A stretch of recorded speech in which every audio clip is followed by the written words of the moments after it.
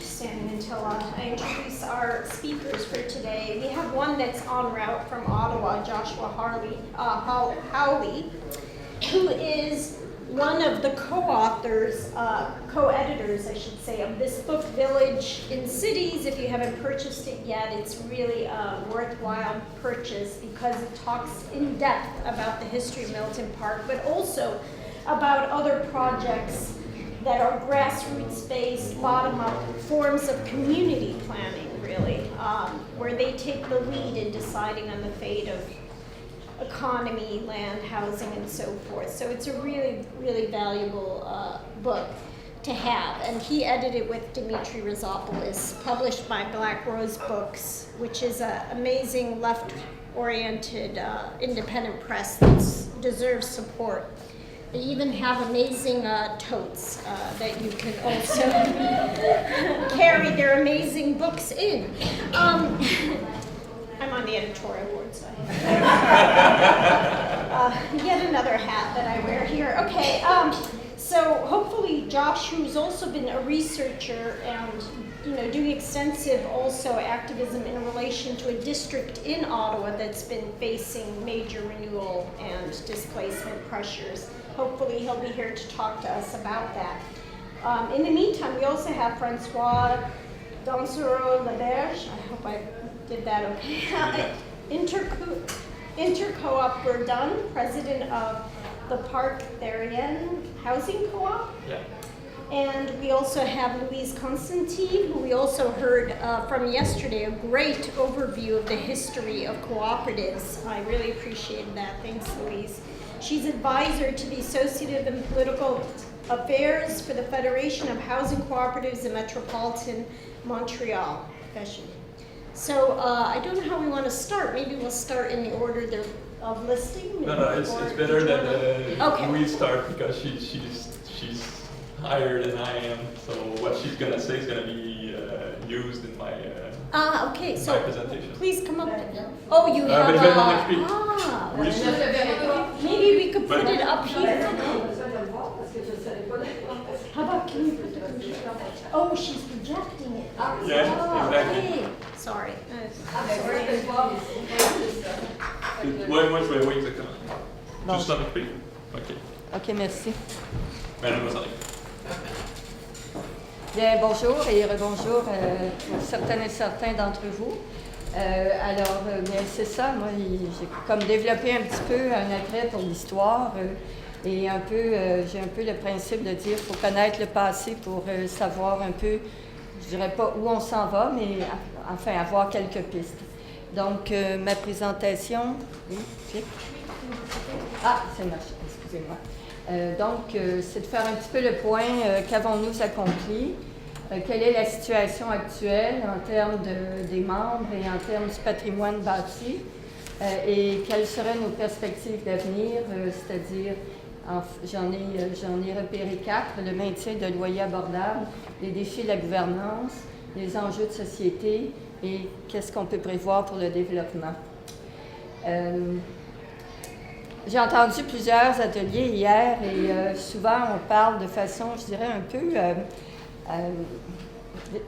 non organique. On parle de coop, on parle d'OSBL comme entité, mais jusqu'à présent, on n'a pas trop parlé de ce qui est le fondement même, c'est-à-dire les êtres humains qui vivent dans ces projets-là et qui les gèrent, et aussi de la vie, des tensions, des enjeux, des bons coups et des difficultés. Alors, c'est un petit peu l'approche que j'ai aujourd'hui. Alors, qu'avons-nous accompli, en fait, depuis 1973, qui était le premier programme fédéral de coopérative d'habitation? Là, moi, je vais parler du Québec, essentiellement. On a réalisé 1300, je dis on, là, je parle de façon globale du mouvement, c'est-à-dire les groupes de ressources techniques et puis les gens, tous les organismes qui se sont développés. Ça donne 1300 coopératives, 30 000 logements, soit rénovés, plutôt dans les débuts, construits ou recyclés. On a des écoles qui ont été recyclées, même la station numéro 1 qui était une station électrique, c'est-à-dire un bâtiment industriel. Et ça donne 60 000 membres qui résident en coopérative. Le mouvement s'est structuré. Il y a une confédération des coopératives d'habitation. Je crois que nous avons un représentant ici. Oui. Jacques. Bonjour. 7 fédérations régionales au Québec, dont la FECHIM, qui, elle, est une fédération autonome et qui regroupe à peu près la moitié des coopératives, qui couvre le territoire de l'île de Montréal, Laval, Basse-Laurentide et une partie de la Naudière. Il y a aussi le mouvement structuré à l'échelle canadienne par la Fédération d'habitation coopérative du Canada. Et on a aussi un volet international grâce à un organisme affilié qui s'appelle la Fondation Abri International. En anglais, c'est Rooftops Canada Foundation. La FECHIM, d'ailleurs, est jumelée avec une organisation nationale de coopératives au Kenya, NACHO. Et on a favorisé le développement par des prêts de coopératives et aussi le dernier projet, c'est un projet d'accès à l'eau pour les membres des coopératives. Là. Le portrait des membres, bien ça, c'est périodiquement, quand il y a des recensements, la CQCH trace un portrait des membres des coopératives et je trouve que c'est assez éloquent. Là, moi, ce que je veux dire, c'est qu'on a réussi. C'est-à-dire, je pense que les membres qui vivent dans les coopératives, c'est vraiment la couche de population qu'on voulait rejoindre. Essentiellement des gens, 61% des femmes, c'est quand même assez remarquable. On sait que les femmes ont souvent un revenu moindre que celui des hommes. Ça peut expliquer la situation. L'âge moyen, on voit qu'on vieillit tranquillement dans les coops. Alors, c'était 47 ans en 96, maintenant 54 ans. L'occupation, c'est moins de la moitié que des membres de coop qui sont en emploi et plus du tiers qui sont des retraités. Alors ça, on va voir que ça fait partie de nos enjeux. Des étudiants et autres, on peut présumer que c'est des gens qui vivent, qui sont prestataires de l'aide sociale.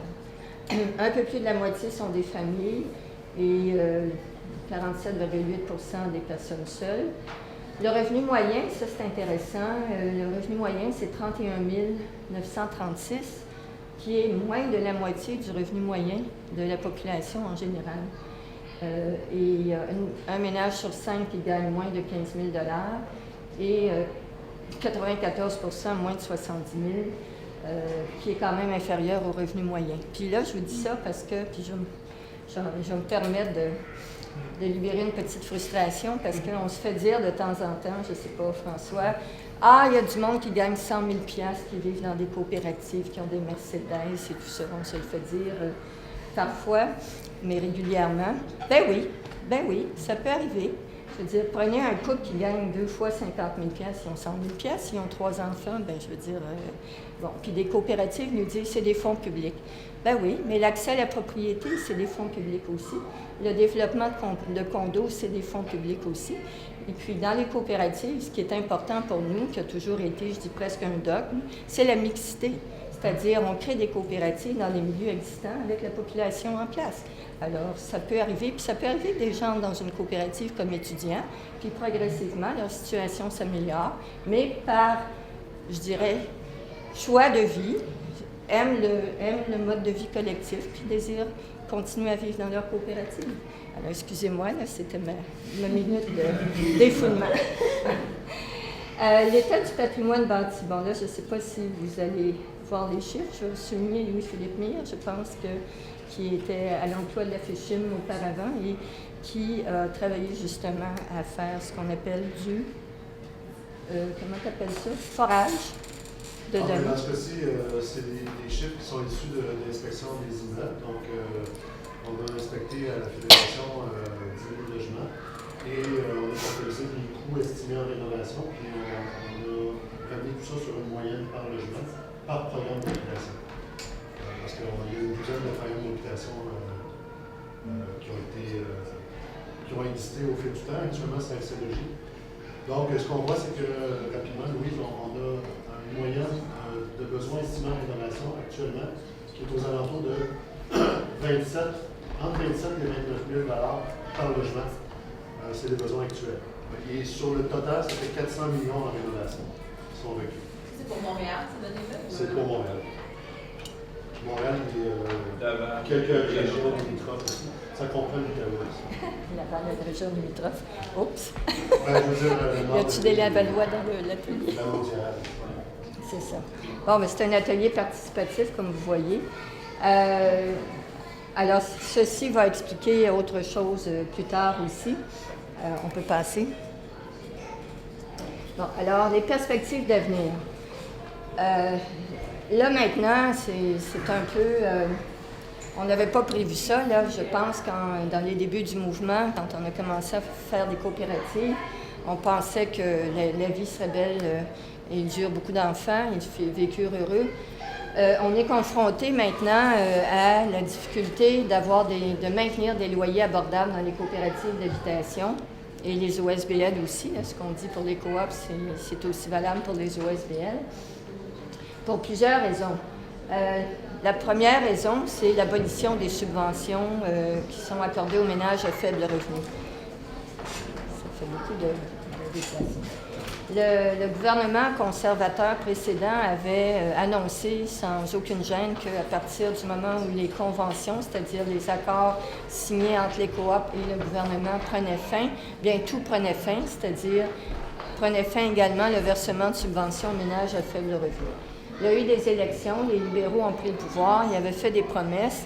Je dirais qu'ils les ont tenues partiellement parce que les subventions actuelles vont être maintenues jusqu'en 2027, sauf pour les coopératives dont la convention avait pris fin avant le 1er avril 2016. Et ça, bien, les gens ont perdu leurs subventions. Et le mouvement, depuis ce temps-là, le mouvement, la Fédération canadienne, nous, la FECHIM, les organismes comme le FRAPRU, on milite fortement pour le rétablissement de ces subventions-là. Bon, qu'est-ce qui est arrivé aux personnes, on ne sait pas vraiment parce qu'on ne peut pas retracer chaque individu. On sait qu'il y en a qui ont quitté leur coopérative. Mais pour aller où? Parce que les loyers sur le marché privé, c'est pas plus avantageux. D'autres sont restés, mais en assumant des fois 200, 300 $ d'augmentation de loyer. L'autre enjeu, le programme Excelogie qui existe ou qui existait au Québec jusqu'au dernier budget, lui détermine le loyer en fonction du loyer médian du marché. Théoriquement, entre 75 et 95 %, mais presque tout le temps 81. François Olivier, tu es dans un GRT, là, tu peux confirmer. Bon, 95 % du loyer médian, ça, c'est les loyers, on va dire, non subventionnés, là, les ménages qui ne reçoivent pas de subvention. Bien, c'est à toute fin utile le loyer du marché. Et comme on le sait que le loyer du marché, là, il est en forte hausse, bien, dans les coops et les OSBL aussi, les loyers de nouveaux projets sont en forte hausse.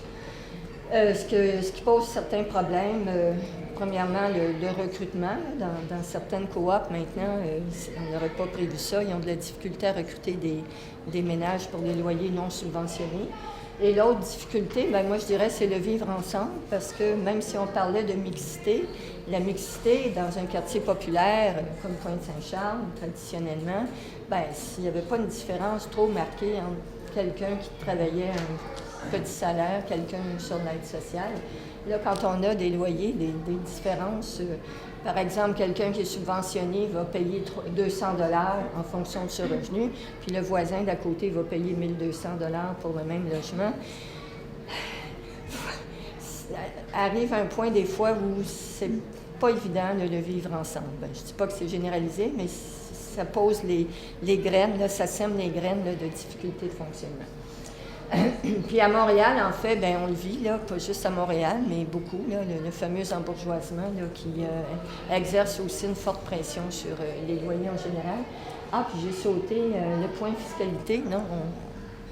Bien oui, ça, c'est une de nos campagnes importantes à la FECHIM, là, qui vient des demandes de nos membres. Ce qu'on fait, nous, c'est les membres en Assemblée générale qui nous donnent des mandats. Alors, qui dit hausse de spéculation, embourgeoisement, dit hausse de valeur foncière et hausse de taxes et hausse des assurances. Quand on a commencé, puis je l'ai encore entendu hier, qu'on sort des logements du marché spéculatif. Quand moi j'ai commencé à travailler dans un GRT, c'est ce qu'on disait aux gens, on sort le logement du marché spéculatif. Puis là, on se rend compte qu'il y a bien des choses qu'on a dit aux gens à l'époque qui sont plus vraies aujourd'hui, parce que les logements coop ou communautaires suivent le marché. Il n'y a pas de distinction dans la fiscalité en fonction, on va dire, de la mission. C'est-à-dire donc des logements communautaires qui servent une mission sociale, qui sont non spéculatifs, qui ne peuvent pas être revendus, qui ne peuvent pas faire de gain de capital, sont évalués et taxés sur le même pied que les logements privés à valeur spéculative. Alors on mène une campagne et puis on est appuyé par différents organismes, entre autres le secteur OSBL, le FRAPRU, pour dire à Québec, parce que en fait ça relève de Québec, c'est la loi sur la fiscalité municipale, de créer une catégorie spécifique pour le logement communautaire pour permettre aux villes d'appliquer un taux de taxation différencié. Ça existe dans d'autres secteurs, notamment le domaine rural, là, où il y a des catégories particulières. Bon, on en vient aux perspectives d'avenir. J'ai sauté une diapo.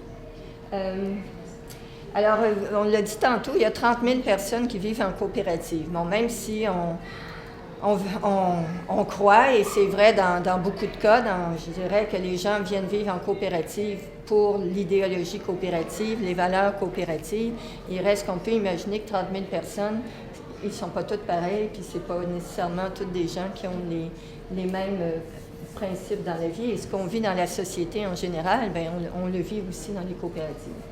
Alors, il y a la place des femmes. On a vu tantôt qu'il y avait 61% des membres qui sont des femmes. Mais ça ne se traduit pas nécessairement dans la représentation dans les instances décisionnelles. À la FICHIM, on a un programme qui est financé par Conditions féminines Canada, Présence des femmes, pouvoir des femmes, qui justement travaille à promouvoir davantage la place, le leadership des femmes dans les instances décisionnelles.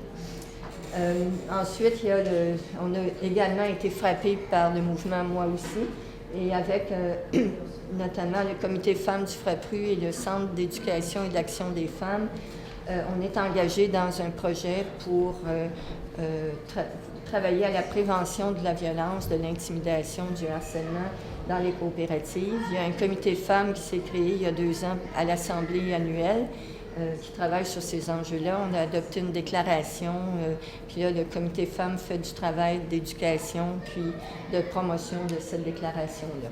Et bon, puis c'est toujours la même situation. Au début, on se dit non, ça n'existe pas. Là, on se dit ben oui, ça existe. Là, on commence à en parler, on fait de la publicité, puis là, on commence à recevoir des téléphones. Alors là, il va falloir s'équiper, s'outiller comme fédération pour être capable de recevoir ces appels-là et d'apporter un soutien. La même chose se fait dans le réseau des OSBL d'ailleurs. Bon, on l'a vu tantôt, on vieillit tranquillement dans les coopératives et maintenant, les aînés commencent à se faire entendre. Et devinez quoi? À la dernière Assemblée générale, c'est créé un comité aîné. Alors, d'ailleurs, notre dernier numéro du Cité Coop, là, on a quelques exemplaires sur la table, il est consacré aux aînés. On a un dossier. Là. Et ce que les aînés nous disent, c'est pas unique aux coops, on a passé notre vie, on a travaillé, on a édifié nos coops, puis maintenant, il y a une nouvelle génération qui arrive puis qui nous dit merci, bye, maintenant c'est notre tour. En tout cas, je caricature, là, mais c'est un petit peu ce qu'on entend. Sans compter aussi les enjeux, 2 minutes, oui, j'ai fini pas mal, d'accessibilité universelle. Alors, on a aussi un comité sur l'accessibilité universelle à la FICHIM, là, qui travaille à faire de l'éducation et de voir un peu là. Et on n'a pas encore de comité sur la diversité, mais je prédis que ça va peut-être venir un jour parce que c'est également là, un enjeu de société. Le réchauffement climatique, bien, les coops n'y échappent pas. Les coops, on a d'ailleurs un atelier à notre Assemblée générale sur le verdissement et comment les coops peuvent être des agents actifs dans la lutte au réchauffement climatique. Merci. Oui? Les défis de la gouvernance coopérative. On n'a pas de traduction? Ah, OK. Ah, OK. Bien, traditionnellement, les coops, c'était des projets de rénovation, donc des petites coops. Hier, on a vu dans les présentations, au départ, ça nous impressionnait dans les autres provinces, des grands blocs appartements. Et maintenant, on est rendu là à cause notamment des pressions du programme. Alors, on commence à avoir des grandes coops. Vous voyez Laval 166, Fusion Verte 247 et la plus grande coop au Canada, Village Cloverdale, 865 logements. C'est un quartier coopératif. Ça amène les membres, les gestionnaires à développer des nouvelles compétences, notamment à engager du personnel et à faire de la gestion mécanique du bâtiment et à quand même organiser la participation dans les coops parce que c'est la base du fonctionnement coopératif. Oui. On ne voit pas.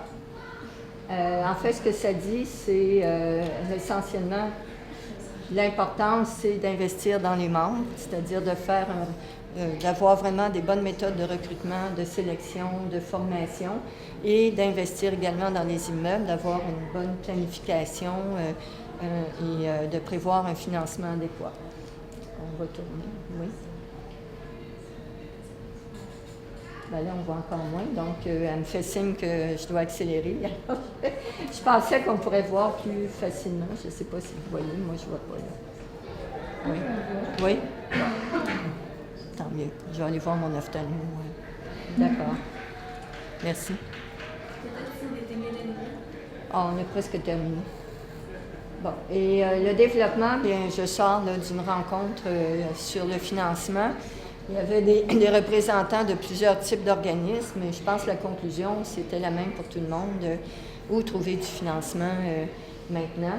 Ottawa a lancé sa stratégie nationale, a attendu 7 semaines, 6 mois avant les élections, pour lancer une initiative à l'intérieur de la stratégie sur le développement de logements communautaires. C'est ce qu'on attendait.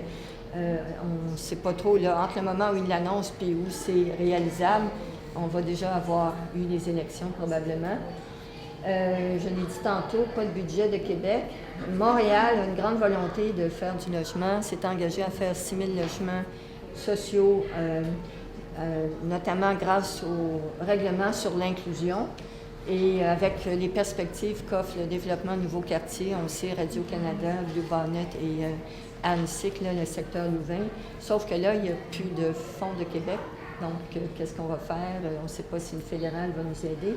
Et l'inclusion, bien, vous savez, c'est le règlement qui fait que, normalement, pour tout projet immobilier, il devrait y avoir 20 de logements sociaux, 20 de logements abordables et 20 de logements familiaux. Les promoteurs se sont manifestés et ont dit à notre mairesse que si elle adoptait ce règlement-là, bye-bye, nous autres, on ne développerait plus à Montréal, on s'en irait en banlieue. Ben oui, parfait. On va garder tous les terrains pour nous. C'est une bonne nouvelle. C'est ça. Bon.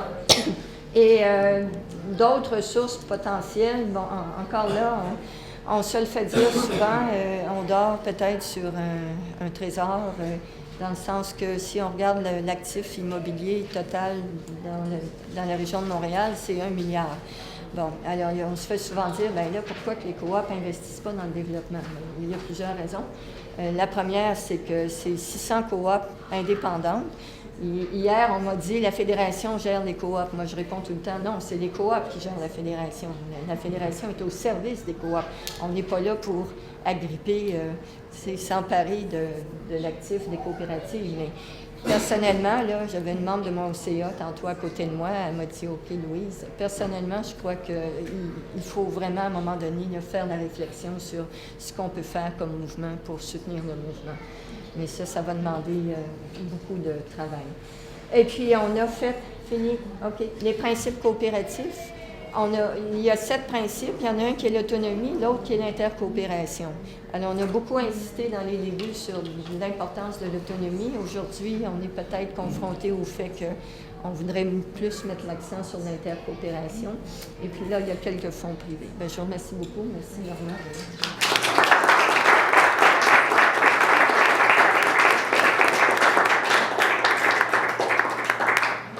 So now, next we have Francois.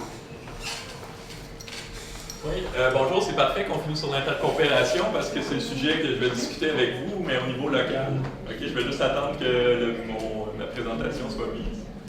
OK. Est-ce qu'il y en a ici qui vivent en coopérative? Juste lever la main. Ah, quand même. OK. Je m'adresse à vous plus directement. OK, je dois avouer que mon objectif, c'est qu'il y ait des intercoops un peu partout, que les gens prennent l'initiative de se rencontrer en coopérative au niveau local. OK?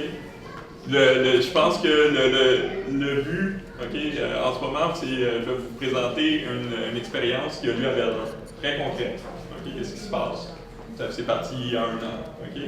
Et je crois que c'est un morceau qui manquait un petit peu dans l'échiquier d'organisation des coopératives d'habitation, en général, à Montréal. Je parle de Montréal là, très spécifiquement. Okay? Parce que si on va parler de Verdun. Fait que tu peux rentrer dans qu'est-ce qu'un intercoop. OK? OK. Un intercoop, c'est avant tout des rencontres. C'est très simple, c'est des coopératives qui vont se rencontrer. La base, c'est ça. En ce moment, au Myland, il y a eu 4 coops qui se sont rencontrés pour discuter des ateliers sur les enjeux de vieillissement de leurs membres ou sur la présence de leurs membres. OK? Donc, quand on parle d'intercoop, ça peut prendre plein de formes. En ce moment, en Rosemont, même chose. Ils se sont, au plateau, je veux dire, ils se sont regroupés pour discuter et d'échanger avec les citoyens sur c'est quoi la perspective de la coopérative, les enjeux d'accessibilité. Des questions du genre, c'est des coops qui décident de se mettre ensemble pour une perspective. À Verdun, on a décidé de le pousser un petit peu plus loin. On a décidé de prendre des coopératives puis de s'organiser, mais sur une base de reconnaissance territoriale. On est là pour Verdun. Okay? On est ensemble, on est proches, on veut voir puis on veut se réunir pour amener une identité et une reconnaissance d'un à l'autre. Okay? Il y a le facteur de pouvoir, en tant que coopérative, échanger sur nos réalités. Les réalités d'arrondissement en arrondissement vont changer. On reconnaît la fichier, vous allez voir à l'autre point ici, pour vous donner un petit peu sur notre expérience. On a commencé d'ailleurs avec la FICHIM qui nous a donné un appui l'année dernière. Okay? C'était le 35e anniversaire de la FICHIM et ils ont subventionné un ensemble d'initiatives, de rencontres. On était une de ceux-là. Où est-ce que, vous voyez, le 15 septembre, on a réuni ensemble 12 coopératives de Verdun, avec 35 participants. C'était notre première rencontre. Et on avait aussi le comité de logement, qui est le CACV à Verdun, qui était présent. Okay? Donc, on a commencé à travailler avec les acteurs locaux pour former une dynamique ensemble, puis pour se supporter en coopérative locale. Qu'est-ce que ça a donné? C'est que ça a donné que notre deuxième rencontre, le 9 mars, on avait rejoint 18 coopératives du territoire, okay? Et 46 participants qui ont formé quoi? Ils ont formé un comité écologique qui réunit en ce moment 6 coopératives et qui s'intéresse à faire le tour des jardins des coops de Verdun, qui s'intéresse à une collaboration avec une coop de solidarité qui s'appelle Abondance, okay? Qui est déjà en action à Verdun. Fait qu'ils commencent à avoir une reconnaissance mutuelle de notre objectif, qui est d'avoir un meilleur vivre ensemble, et surtout de mieux s'organiser. On a formé un comité de présélection, parce qu'on sait que c'est pas facile de joindre des coopératives. Okay? Puis souvent, il y a des coops qui reçoivent des demandes, mais on est ici à Verdun. Okay? Les coopératives en moyenne à Verdun, c'est 18 logements. Okay? Il y a deux coops, il y en a une de 46 puis une de 37. Puis après ça, tu tombes à 18-12 logements pour tout à Verdun. Okay? Fait que dans cette dynamique-là, on s'est dit, ben, si on met ensemble les noms qu'on reçoit à notre coop, au niveau de Verdun, en avertissant les gens qui nous écrivent, ben, ils vont avoir plus de chances de se faire appeler par une qui a effectivement un porte-queue.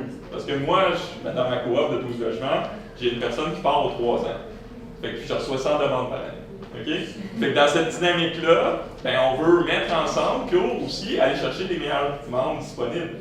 Les appeler, faire une présélection de groupe, les mettre en situation de vie coopérative. Une sélection de groupe, c'est on travaille à reproduire une situation de comité de logement. Okay? Donc, dans cette dynamique-là, de comité de logement, de comité de coop, fait que là, ben, tu travailles dans ton comité, puis là, on voit un petit peu comment vous êtes bon pour travailler ensemble, parce que c'est ça que vous allez faire dans une coopérative.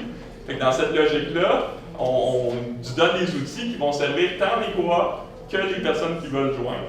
Okay? Donc, il y a cette initiative-là. Puis aussi, il y a des partenariats qui se sont faits très directement avec des acteurs locaux. Le CACV a une initiative en salubrité qui a commencé à travailler parce que les autres, ils cherchent à endiguer les enjeux d'accumulation compulsive. Okay? Donc, il y avait des initiatives, ils ont demandé aux coop présentes, est-ce que vous voulez travailler avec nous? Okay? Le présent, il y a Recycle Québec qui a une initiative en récupération de matières résiduelles, surtout électroniques, qui a travaillé, dit est-ce que vous pouvez trouver un site sur votre territoire pour pouvoir mettre un dépôt? Okay? Donc, les coopératives ont réfléchi sur cette question-là. Il y a aussi l'accès, okay, le CACV veut une liste aussi plus fiable pour ses requérants. On a travaillé sur cette liste-là.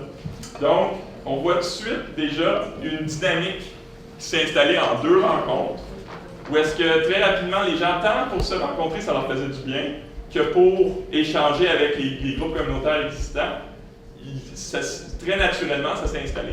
Okay? Donc, suivant ça, on a décidé de formaliser. Okay? Oui, c'est bon, tu peux rester là. On a décidé de formaliser l'initiative, ça veut dire qu'on va créer un organisme, un très petit organisme. On travaille en collaboration avec la FECHIM. La FECHIM, c'est notre fédération.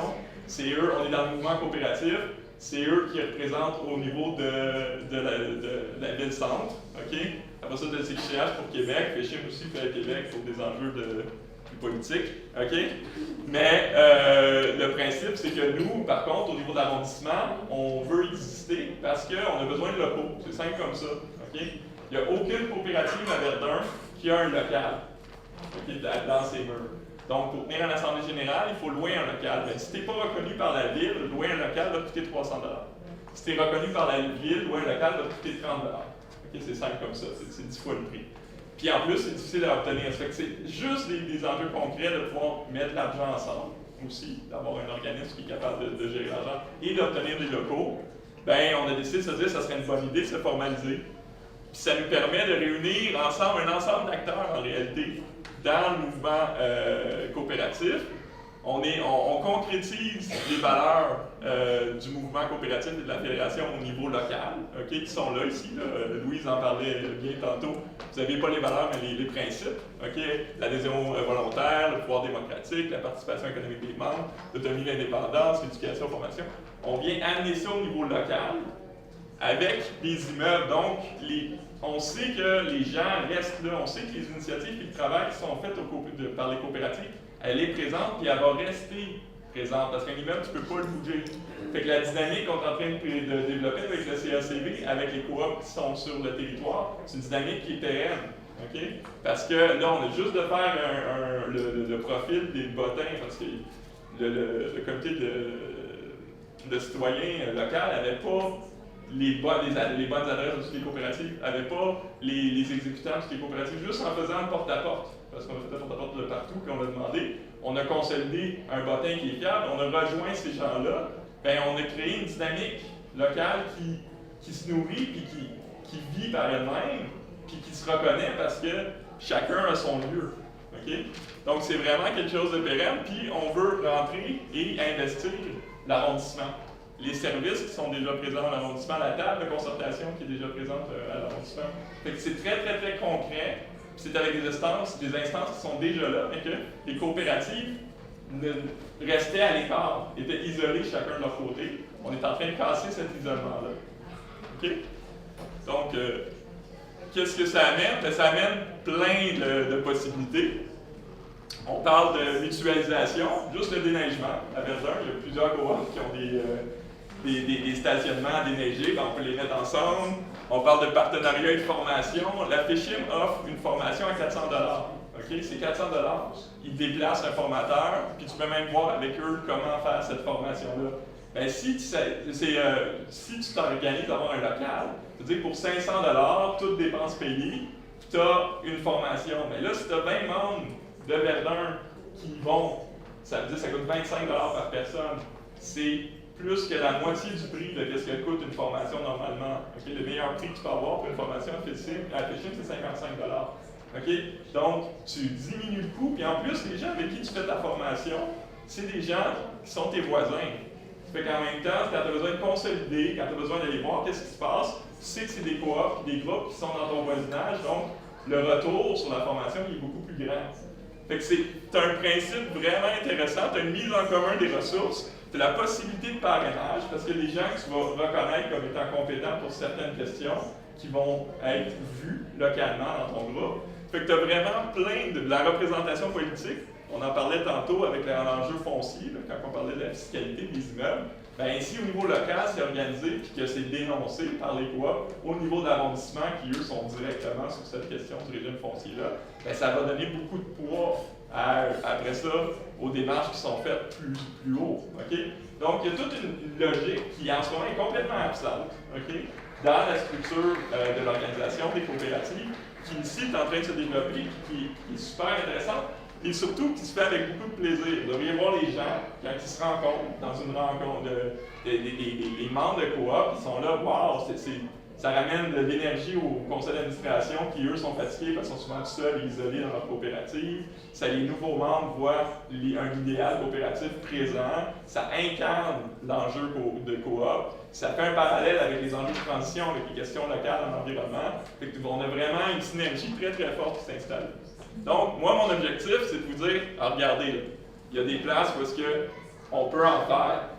Verdun, en ce moment, on est même une des pires places pour partir ce genre d'initiative-là sur une base de développement. Là. Je fais une analyse de développement, moi je travaille à bâtir, je ne suis pas développeur, je suis à formation. Je fais une analyse de développement là-bas. Là.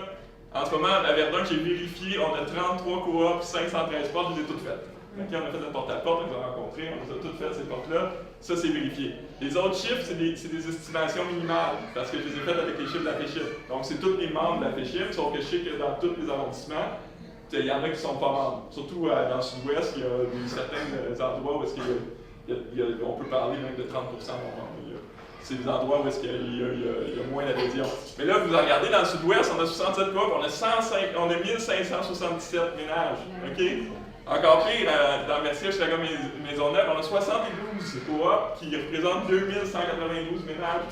C'est-à-dire qu'on a vraiment des lieux où est-ce qu'une initiative du genre peut facilement réunir des gens. Vous n'êtes pas obligé de réunir l'entièreté des groupes. Juste d'avoir 10 coops qui se rencontrent sur un territoire, c'est quelque chose. Okay? Mais là, vous voyez, c'est très fertile, c'est quelque chose qui est très, très prometteur. Fait que dans ce cadre-là, moi, qu'est-ce que je demande, c'est s'il y en a qui sont intéressés, c'est de pousser l'initiative plus loin, puis de s'impliquer. C'est pour ça que quand je parle aux gens qui sont en coopérative, si vous pouvez voir, aller rencontrer vos voisins. On parlait de porte-à-porte hier dans mon groupe de l'Ouest.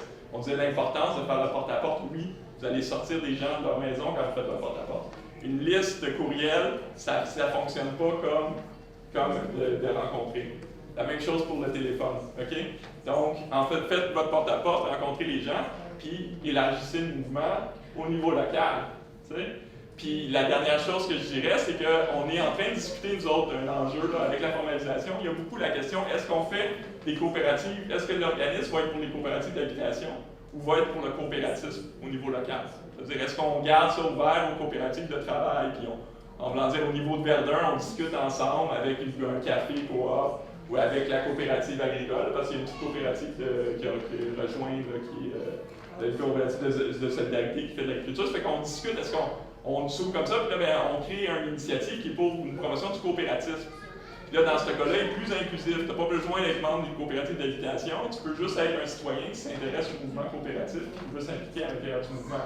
Fait que là, on a une plus grande ouverture, puis là, justement, quand on rentre dans la dernière diapo, on peut vous dire, là, on peut s'impliquer, puis l'implication, on va aller chercher, au lieu d'aller chercher les 10 qui ont levé la main juste avant, on va aller chercher l'entièreté des gens qui veulent se donner, puis pousser dans le mouvement coopératif. Fait que je vous remercie, puis si vous êtes intéressé à l'initiative ou vous avez des questions par la suite, n'hésitez pas à passer me voir là-dessus, puis j'ai hâte d'échanger avec vous. Merci bien.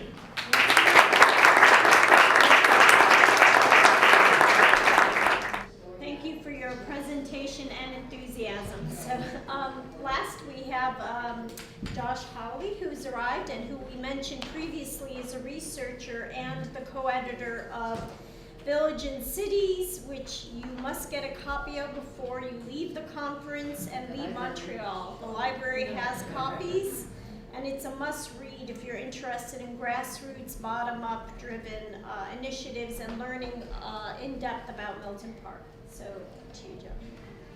Hi, is it okay if I speak English? It's fine? Yes. Okay. Okay, perfect. Okay. Well, if you speak English, you understand.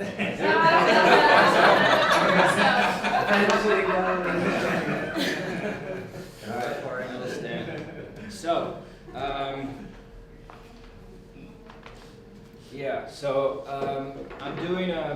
I'm writing my thesis right now on housing co-ops, but I also grew up in housing co-ops in Ontario, in Ottawa specifically.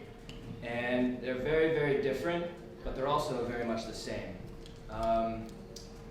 As you saw in your graph at the end, there's a difference between, I guess older generation co-ops that were a lot of renovations, and they were smaller, and the newer builds that are just being sort of created as a solution to like the affordable housing crisis, if you want to call it that. So they're huge, and they're established based on the logics of like economy of scale, economic efficiency, all of these things.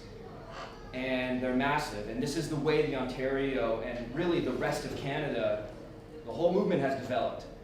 I can speak to Quebec a bit because I've been working with Milton Park a lot, but I'm sort of more focused on like the real mainstream housing co-ops. And again, when we talk about autonomy, there's a whole range. Autonomy is a scale, right? There's nothing, you're not autonomous or not autonomous. There's a whole range of autonomy.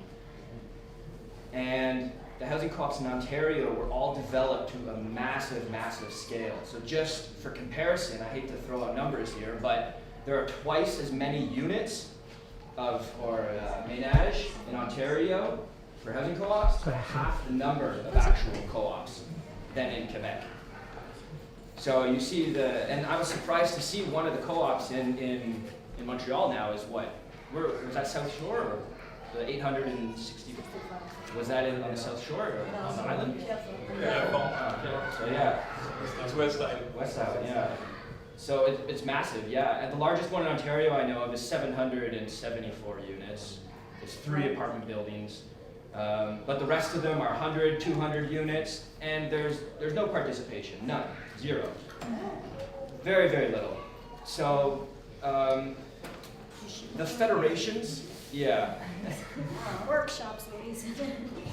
Just for some context here, I know we're talking about the future of housing co-ops, but just for some historical context, the Canadian Cooperative Housing Federation of Canada, which defines itself as sort of the voice of the co-op movement, which I have a problem with, was formed by the unions. It was formed by a labor union and like another union to address housing issues for their members. So it wasn't created by people on the ground forming a federation for themselves, and they started developing co-ops because they had federal funding. So they were specifically a lobby group to lobby government to create funding programs to develop housing co-ops. So at that point, there was, I believe, like 1 continuing housing co-op. There's another historical part I don't need to go into, but basically 1 housing co-op in the entire country by the time the Cooperative Housing Federation of Canada was created. Yeah, so that speaks to just what their incentive was, which was to create housing co-ops. And it wasn't like, for example, Milton Park or a bunch of other co-ops in Montreal sort of formed from tenants seizing their own housing, taking back their own housing from a landlord that was abusive or charging exorbitant rents or something like that. But what we've seen, especially in Ontario, is co-ops take over that role of landlord. Because there's no participation, you have professional management come in, and this is pushed, it pains me to say this, but this is the reality of the situation, is that these co-op federations have been pushing the non-participation of housing co-ops back to the 80s, because they knew specifically that the bigger co-ops had a really hard time of establishing participation, that there would be no, you can't have 200 units and however many people that entails, maybe 300 to 400 people, run by a board of 6 or 7 people, and then small committees. So from the get-go, from the mid-'80s or even earlier, they knew that the larger housing co-ops needed professional paid management, which again, just basically established that landlord-tenant relationship all over again. And then there's other issues with the Ontario housing co-op structure where they're not considered tenants at all. They're considered members of a private club, and this has like judicial precedence where judges, as out of touch as they are, have seen housing co-ops as like private clubs for like a gentleman's club or something. And so and this is what you see constantly, despite the co-op housing movement being, the federation, being a lobby group to ask for funds, whenever residents, I'll call them tenants because that's exactly what they are, in the Ontario co-ops try to go somewhere for help, right? They go to their politicians, they go to the federations themselves, and they're constantly told, we can't help you, you have to solve your problems internally. You have a vote, right? And it's a lot like the way our society is construed. You have a vote. Why did you elect that councillor? Why did you elect that board of directors?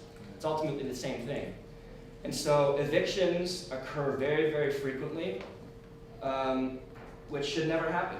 Evictions should never happen, plain and simple. I know there are difficult people. I'm a difficult person. I'm sure a lot of people here are difficult people. But to be pushed from your home, right? When we fight gentrification, when we fight landlords, when we fight economic forces that are destroying our neighborhoods, it's displacement. Displacement is eviction. Eviction should not happen in housing co-ops if it's your neighbors.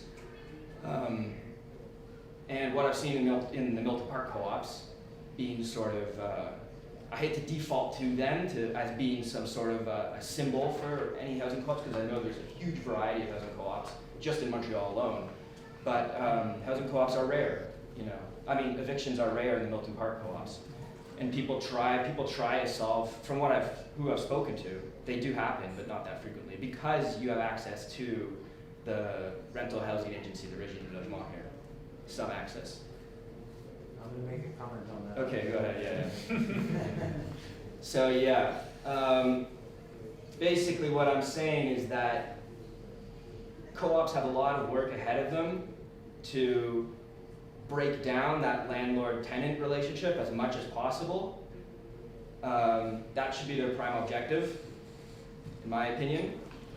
And it doesn't matter where the housing co-op is, if it's in Montreal, if it's in Ottawa, if it's in Vancouver, that needs to happen.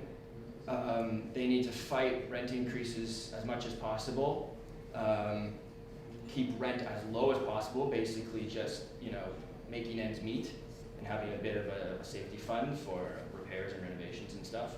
And I will say that what you presented is amazing. Like, the potential in Montreal for all the small co-ops to organize on a territorial basis is phenomenal. The potential is there, it can happen. And that can be used to organize other working class buildings or groups of tenants who are fighting their landlords to take their housing in their control and make it their home that is ultimately secure.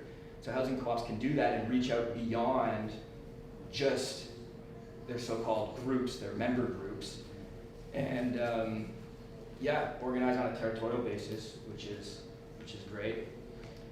And then also to fight within their co-op, again, that landlord-tenant relationship, I can dwell on it, but it exists. And resisting paid management, which ultimately is impossible in the larger co-ops. In a co-op of 865 units, how can you run it yourself? You can't, I'm sorry, but I don't see how the federations can promote these things. And I know they want to spread the gospel as much as possible, but ultimately it's not going to be run. And there's a reason why corporations build towers, condo towers or apartment complexes to begin with, and that's the economy of scale. They can extract as much profit as possible from these buildings and densify, and it makes it really hard. That said, the potential for organizing in those buildings is really high against landlords because people are so compact facing one landlord, and your neighbors are just right down the hall from you. So there's a lot of organizing potential, but I don't see it being run by the members themselves because they would end up just following the logics of capitalism and these pressures. So yeah, there's a lot more to talk about, but I just sort of want to open it up because I know there's a lot of people here with experience. Great, thank you.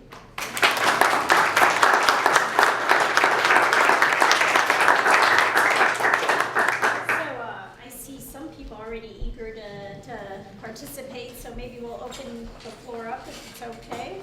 Comments or questions, commentaires, questions? Yeah. Est-ce que c'est mieux en anglais ou français? Ça me dérange pas. Better in English or Doesn't- French? Either one. English? Okay, okay. Well, Quick question, everyone here understands English? Yeah. Okay. okay. Well, I kind of wanted to follow up with Josh's comments and regarding participation and discipline in co-ops. My comment is that I'm also a member of a co-op, Milton Park. So, of course, participation is one of the biggest challenges. Yeah.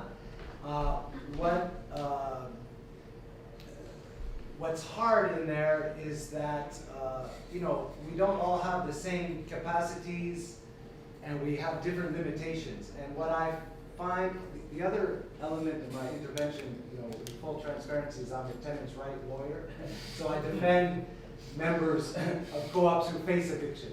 So I see it from both sides. Okay. Co-op needs participation, and to stay as a democratic entity and a tool of social transformation, participation is necessary. On the other hand, if we expect each member to participate in exactly the same number of hours, this is an illusion. And we're talking about the elderly members, we're talking about people with physical limitations, we're talking about people that sometimes go through difficult periods in their life. What I see as a lawyer, unfortunately, is there's co-ops that get on what I would call a disciplinary trip. It's 10 hours every month, otherwise disciplinary measures. And actually in Quebec, yes, as tenants we can go to the rental board, but as members, for the membership contract, it's excluded from the rental board. So my question, my more precise question for everybody or anybody, I think you already understood my position on this, but it's becoming more and more popular with co-ops in Quebec to put a clause into the contract saying that if you are excluded as a member, you're automatically evicted. And you can't even go see a judge with that. The only way you can contest that is going to Superior Court, judicial control, which is a very costly and difficult procedure because you're turning the burden of proof upside down. If you go to Superior Court, you have to prove that the little tribunal made up of your neighbors that may or may not like your face, you know, that have decided to exclude you, have taken a manifestly unreasonable decision. We have about a 5% success ratio with those cases. If you're lucky enough to have access to a lawyer from legal aid who has enough experience in the matter, maybe you can get representation. Otherwise, do you have $20,000 in the bank to pay your lawyer? So, to me, this is a big problem because it negates the whole right to housing and the whole objective of co-op. But I know that, like, once again, it's becoming more and more popular, and I'd be curious now to hear your comments on that, whether you agree with me or not. Francois, did you want to respond? Yeah, I can respond. Sorry. Okay. Firstly, je dois avouer, là, je vais répondre plus sur une question professionnelle. Là. Okay, moins, parce que ça donne que je suis aussi formateur à bâtir. Okay, donc, je lance des coopératives d'habitation beaucoup. Okay, je travaille avec les coops. Puis la position, c'est que la clause de Rouet, là, qui est le lien du spécifique, là, qu'est-ce qu'elle parle, c'est que justement, c'est qu'une personne qui est plus membre n'a pas son bail renouvelé. Le principe est là-dedans. C'est que nous pas le bail, donc la personne part. On est contre, en voulant dire, on dit que notre position, c'est de dire que sur une base judiciaire, elle peut être contestée. C'est pas fermement ancré, donc on demande aux coopératives de ne pas le faire. Ça, c'est la position officielle. Je peux comprendre que je t'encourage à travailler de ce côté-là. Parce que, justement, l'objectif, c'est que ça se règle d'une autre manière. Puis, tu sais, moi, quand on forme une coopérative, je forme beaucoup de 70-86 logements. C'est pas mal, on est proche du 100.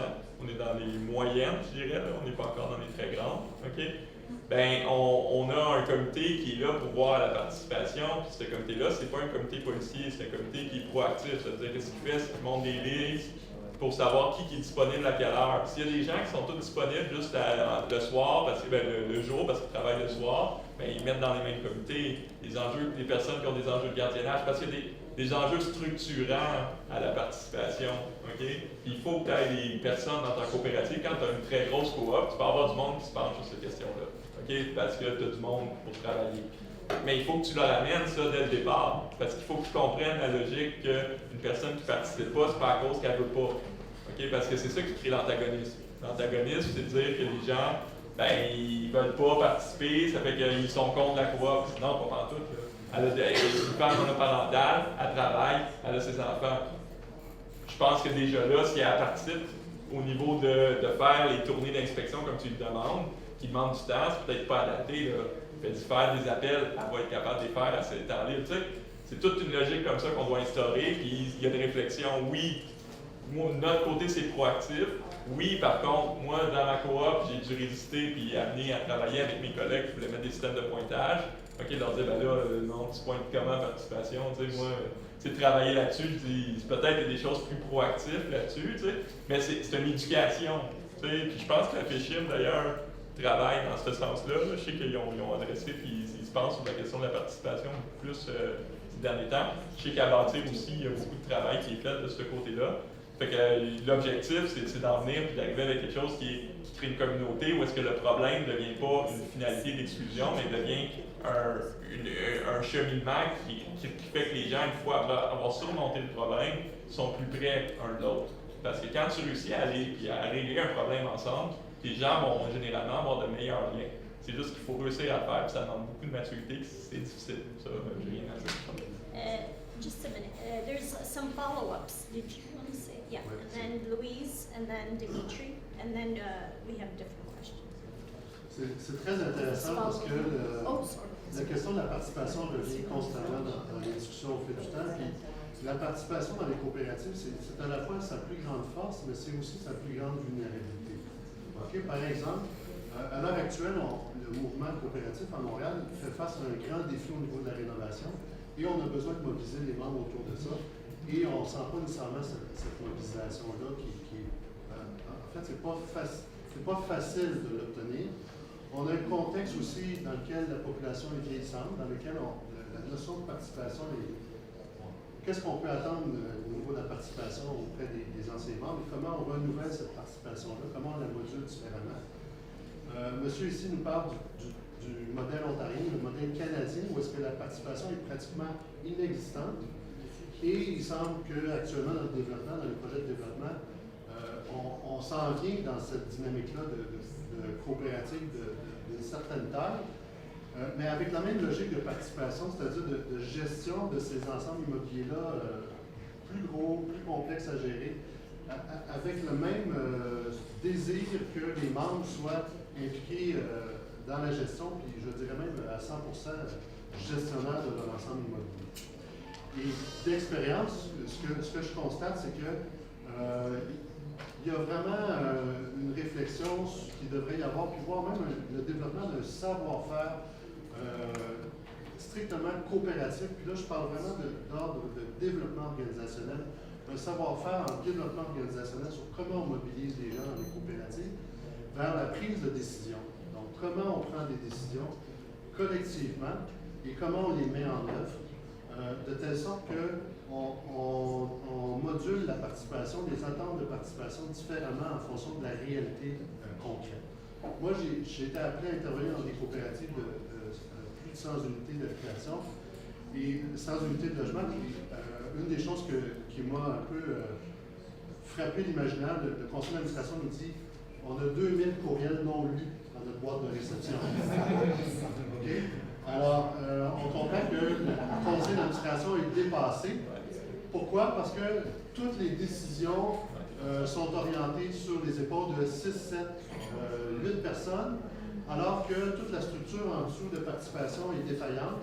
Et je pense qu'on pourrait faire des tentatives pour essayer de voir à décentraliser les pouvoirs du conseil d'administration au niveau de la prise de décision, pour qu'il y ait vraiment des instances décisionnelles dans un cadre bien réglementé à l'avance sur comment on va moduler, en fait, on va réguler la participation dans une prise de décision dans l'intérêt collectif, sans aller vers le modèle ontarien, où est-ce que les gens, en fait, deviennent des locataires. Okay, merci. Okay, we have a lot of people with their hands up, but you're okay? You sure? Okay. Louise? So I have two others. Oui, effectivement, ben là, moi, je suis pas avocate, mais je pense que nous, on a compris, c'est un juge de la Cour supérieure qui a modifié l'interprétation qui existait jusque-là du fait que quand tu es membre, c'est-à-dire contrairement à ce qui se passe dans les autres provinces, puis on trouvait ça effrayant dans les autres provinces, justement, puis là, on est cogné avec. Je pense que c'est une erreur d'interprétation de ce juge-là. Oui, de confondre le bail puis le contrat de membre. Oui. Oui, et nous, on se fait beaucoup interpeller par les membres à ce sujet-là, puis on a la même position de dire non, il y a d'autres moyens que de mettre fin. Bon. Ceci étant dit, je l'ai dit tantôt, il y a 60 000 personnes qui vivent dans les coops. Il y a des CA parfois qui sont un peu dictateurs, puis il y a des membres qui sont, bon, entre autres les Kérulans, par exemple, là, il y en a, puis veux pas. Je donne un exemple, là, puis je reviens au comité femmes. La réflexion, il va y avoir une révision de la loi sur les coops. C'est si, par exemple, puis ça existe, il y a des cas d'agression, d'intimidation, ben, la plupart du temps, c'est la femme qui est prise à partir parce qu'elle ne tolère plus la situation, puis la coop n'a pas de prise. Et là, la tendance, c'est qu'il y a une coop qui l'a fait, de suspendre un membre, un homme, qui faisait de l'intimidation auprès des femmes de la coop. Ben, tu sais, c'est les droits des uns et les droits des autres, là, à un moment donné, c'est pas clairement tranché. La participation, moi j'ai travaillé dans la coop Village Coverdale, puis mon travail a été de structurer la coopérative. Et moi je suis maintenant en faveur des grosses coopératives. Parce qu'il y a un mythe qui circule encore dans les coopératives, qu'il faut passer le balai pour être membre de la coopérative. Je ne sais pas d'où c'est parti cette histoire-là, mais les gens pensent que participer dans une coopérative, c'est faire des tâches physiques. Et ça, c'est un élément aussi de discrimination envers les amis et les personnes en situation de handicap. Être membre d'une coop, c'est gérer la coop, c'est pas passer le balai, c'est donc d'être capable de prendre des décisions collectives, puis de faire des tâches administratives. Dans la coop Village Coverdale, ils ont décentralisé la participation, le fait que chaque membre a une tâche particulière, mais c'est pas juste passer le balai, c'est faire de l'aide aux devoirs avec les jeunes, ils ont créé des potagers communautaires, c'est organiser des activités, ils engagent des animateurs l'été pour faire des activités pour les jeunes, pour les familles. Donc, moi, je trouve que des fois, les grosses coops, ça donne le potentiel d'avoir une vie communautaire plus diversifiée et plus riche. Mais c'est sûr que ça demande de l'organisation, mais en même temps, c'est ça la vie coopérative. Thank you. Dimitri? Voilà, Dimitri se lève. I want to say a couple of things. First, Only a couple. I won't be any longer than he was. Okay. Well, Number one, we have to admit to each other that we are not born Democrats. We are not born participatory Democrats. We are born in a society that deforms us, deforms us. We don't learn democracy or participation in our educational system. Can we agree on that? Yes. Therefore, you enter into a co-op with your hands mostly behind your back. You have to learn to participate. You have to learn what democracy is. And that is, to me, one of the essential points of a cooperative.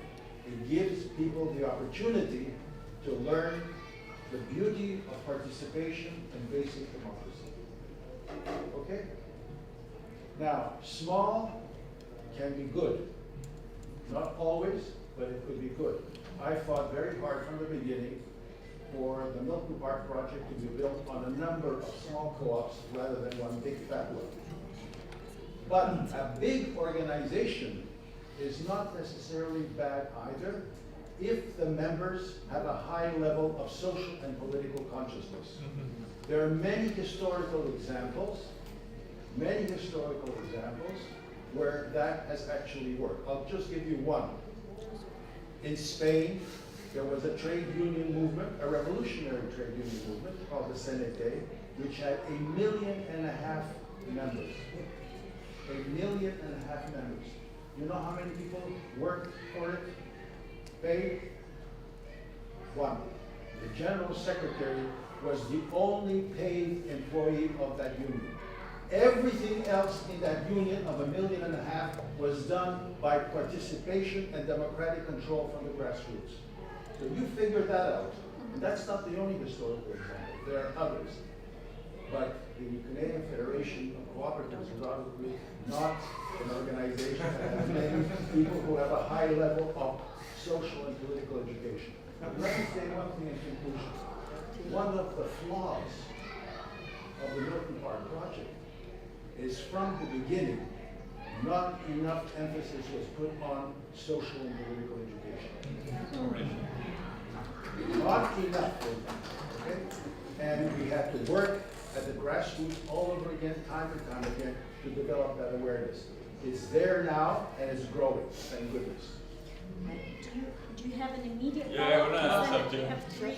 I just want to add something that's, when we regroup in Verdun, the need of common formation, of going together to learn about how to run a cooperative, okay, and to lower the price of formation of education, okay, is one of the top issues, okay, and that's why we need to do more of regrouping like that, so that we can lower the price to around $20. Around $20, any cooperative is going to cover for all its members. Okay, they don't mind putting $200 if it's going to cover 10 of their members. Okay, but when it's 55, it's another issue. Okay, so there's something there that's really basic, but we really need to form our member better to work together. Thank you. I was told we only have 5 minutes and we have 3 hands up in the audience, so maybe we'll just, if everybody could keep their comments short, that way everyone can participate. But John, did you have a quick follow-up? A quick follow-up, yeah, Quick. it touches on both. That, Yeah. Again, my opinion is that co-op should not be, their goal should not be participation, plain and simple. Participation can lead to a lot of bad decisions. The goal should be the political consciousness, the political awareness, and the social action that derives from that political awareness, which is to fight the capitalist forces in society that are destroying our cities and destroying our people. Okay. John? Yeah. And C'est juste une question en termes de grandeur, parce que j'ai travaillé longtemps dans les coopératives. Et la moyenne, je dirais, c'est entre 15 et 30 unités. Et je pense que c'est intéressant dans le temps. Et c'est intéressant parce qu'on est à peu près ce nombre ici. Et je pense pour les assemblées générales, c'est essentiel de ne pas utiliser un micro, ou pas besoin d'utiliser un micro pour travailler au pouvoir. Mais la question, c'est plutôt, c'est quoi la relation entre le développement de l'économie de logement et immobilier à Montréal et la grandeur des unités? Est-ce qu'on est dans des questions de projets d'inclusion? Maintenant, on a des co-op en moyenne de 80-90. Est-ce que c'est vraiment un choix ou est-ce que c'est imposé en effet par l'économie du marché? Je peux répondre rapidement. Là. Oui. Avec la nouvelle axiologie, là, le CMA actuel, c'est-à-dire le financement par unité, okay, là, il est loqué à 36 unités minimum. C'est-à-dire si tu ne reçois aucun financement si ton projet a moins de 36 unités. Fait que ça c'est pour du volet 1, là, okay, parce que le volet 3, spécialisé pour personnes handicapées ou autres, là, va avoir des dérogations. Là. C'est-à-dire que déjà là, en partant, tu n'auras plus rien en bas de 36, je peux te le dire. Puis le CMA optimal, actuellement, il est à 85, 90. En termes de financement. Ben oui. OK, Non, ça fait la partie du structure, marché. ben oui. La structure de subvention va l'imposer. Pour Accès-Logie. Accès Montréal, en fait. Oui. Merci. OK. Je sais qu'on a plus de temps, fait que je voulais juste passer un commentaire puis juste lancer la réflexion. Puis si jamais vous voulez venir en parler, je vais être très contente. Moi, je travaille comme intervenante avec les demandeurs d'asile qui arrivent à Montréal. Donc, j'accompagne autour de 500 demandeurs d'asile par mois qui cherchent les logements de Montréal. Vous savez, ils n'ont pas accès au HLM. Donc, il faut être non seulement accepté à l'audience, mais il faut être résident permanent pour pouvoir se mettre sur la liste d'attente des HLM. Donc, c'est sûr que nous, notre rêve, ce serait que ce soit plus facile pour les demandeurs d'asile qui sont ici pour des années d'appliquer dans le milieu coop. J'ai pas le temps de les aider. D'abord, il y a les barrières de langue, il y a toutes sortes de barrières. J'ai le temps d'aider particulièrement les personnes handicapées à appliquer dans le milieu coop. Parfois, je parle avec les membres des conseils d'administration et on me répond des choses pleines de préjugés. C'est vraiment très fort, je pense. Là, c'est ce qu'on voit dans la population générale, des préjugés du type un réfugié, c'est même trop compliqué, on ne va même pas le Fait que je pense que les barrières à l'admission dans les coops sont peut-être à discuter autour de pour cette population-là, là, les demandeurs d'asile en particulier. Puis moi, je serais vraiment intéressée à participer à quoi que ce soit autour de ça. Puis, bon, voilà, je pense qu'on a des dizaines de milliers de demandeurs d'asile à Montréal. Hein, c'est une population très vulnérable. Puis, c'est beaucoup des personnes qui ont été impliquées politiquement dans leur pays, qui auraient toutes sortes de choses à apporter dans le milieu coopératif, en fait. Et on les met de côté très rapidement. Donc, je ne sais pas si jamais vous voulez venir en parler, ça me fait plaisir. Merci beaucoup. Anyone want to do a quick response? Or? Ben, moi, je peux dire que j'en ai eu. Les cas de demandeurs d'asile sont difficiles dans la base que justement le supplément de loyer, l'aide financière, est lié au fait d'avoir au moins ton statut de résident permanent, okay? le supplément automatique. Fait que ça, c'est vrai pour l'OMH. L'OMH fait que tu peux même pas être sur la liste. Okay? Pour une coopérative ou pour l'ensemble, okay, souvent tu peux te mettre sur une liste et tu peux rouler. Sauf le problème, c'est que le temps que tu ailles ton logement, tu ne pourras pas signer ton bail si tu n'es pas sûr d'assurer le paiement. Okay? Dans le meilleur des cas. Fait que, au niveau administratif, quand il parle de complexité, est souvent là l'enjeu complexe. Parce qu'il faut absolument qu'elle puisse être capable d'assurer le paiement du loyer. Là, il y a une dynamique, il y a une reconnaissance qui devrait être faite pour des cas de réfugiés qu'il faudrait absolument pouvoir mettre en place pour enlever. Moi, j'ai eu un cas dans un des projets qu'on a livrés où est-ce qu'elle n'avait pas étant en demande, et c'était une personne à mobilité réduite dans une situation très difficile, puis elle l'a obtenu juste avant de rentrer. On l'a obtenu parce qu'on savait que dans la négociation, je la gardais, on a délayé d'un mois son entrée en logement pour qu'elle l'obtienne, puis on a réussi à la rentrer. Mais il n'y aura pas une coopérative qui va être capable de faire ça. Là. Ça demande une capacité administrative autre. Merci. Hi, I had a couple of questions, but I'm going to keep it to one. I feel like this has come up a number of times. Sorry. My question is about the aging population cooperatives. So I live in a co-op, about 130 units in Toronto, and we definitely have an aging population. Many of our buildings are older buildings. They're not built for that. So my question was about resources and funding and how there have been different creative solutions to addressing the accessibility needs of the aging population. Of the buildings to make it accessible for older people who need ramps, who need things and assistance, and want to stay in their homes. There's aging in place they call it, right? Yeah. I know people in the Older Women's Network Co-op, OWN, in Toronto, yes, Brad, and it was set up as a co-op for older women, and it since has not stuck to that mandate. It's opened up its doors to couples and families and everything. So even when the goal is as an intentional community, a co-op doesn't really follow through with that over time because they need to meet their financial goals. Exactly. So yeah, I mean, it's a tough question, but it's a question that we live in Verdun. Okay, in Verdun, one of the members of our ADAP co-op, okay, is really from a cooperative from a woman 55 years and older living alone.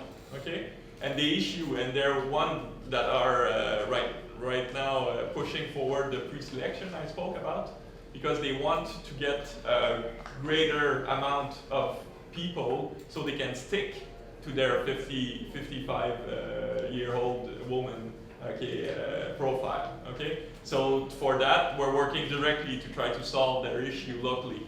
Okay, and but for other issue, okay, it's really hard in Verdun because our building, you can make it accessible. That's easy. Okay, but once inside, to have the area so that the person can move freely in his own apartment, that's another problem altogether. That's going to be expensive, okay? And that's the big issue, so we need new project, and for that we need to reunite and work together to get the project. Wow, we're going to have to fight for it, okay? I don't think there's going to money that's going to follow otherwise. Okay, one last question, and then we have to end. They've been wanting us to end the session in the last 5 minutes. C'est une dernière intervention, on a parlé des projets, la réalité économique qui rattrape les projets et qui s'impose des projets d'une certaine taille. Moi, je pense que si on regarde les perspectives d'avenir du mouvement coopératif, ce serait vraiment intéressant que l'ensemble des actifs qu'on a réussi à rassembler, puis à développer, puis qui ont suivi nécessairement le marché immobilier, aujourd'hui, ces actifs-là, Louise a parlé d'un chiffre, je pense que c'était 100 milliards pour Montréal, c'est ça? J'aimerais ça. 1 milliard. 1 milliard, pardon. 100 milliards. 1 milliard. Think Alors, big.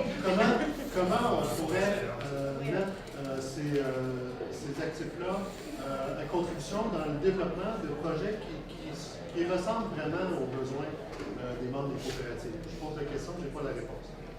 Merci. OK.